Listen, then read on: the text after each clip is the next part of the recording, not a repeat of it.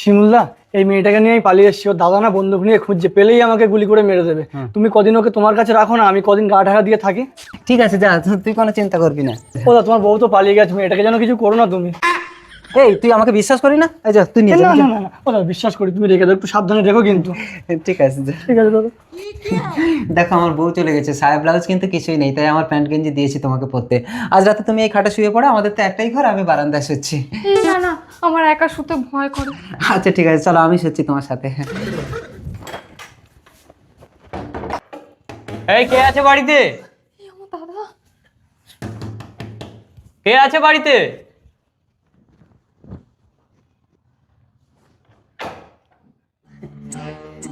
কে?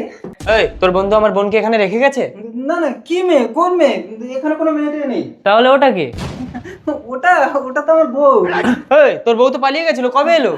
আরে বউ মানে আবার কই দেখি।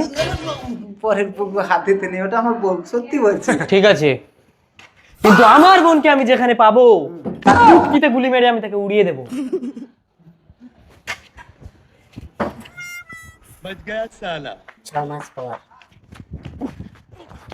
মালটা কোথায় গেল? ওই, আমার বোন কোথায় বল? আর 6 মাস ধরে আমার বোনকে খুঁজছি। বলছি বলছি। এই শিমুল, কি হয়েছে? আমার বোন কোথায়? কি বোন? কোন বোন? কোনো বোনটা এখানে এই নেই মানে, 6 মাস আগেই তো রেখে গেলাম। বলছি পিয়া। হ্যাঁ, তুই বন্ধু হয়ে আমার এত বড় ক্ষতি করতে পারলি? ওই, আমি কিছু করিনি। আমার বোন 6 মাস ধরে তোর কাছে আছে, তুই কিছু করিসনি বললেই হবে? আমার বোনকে তোকেই বিয়ে করতে হবে। না, আমার স্বামী কিছু করেনি।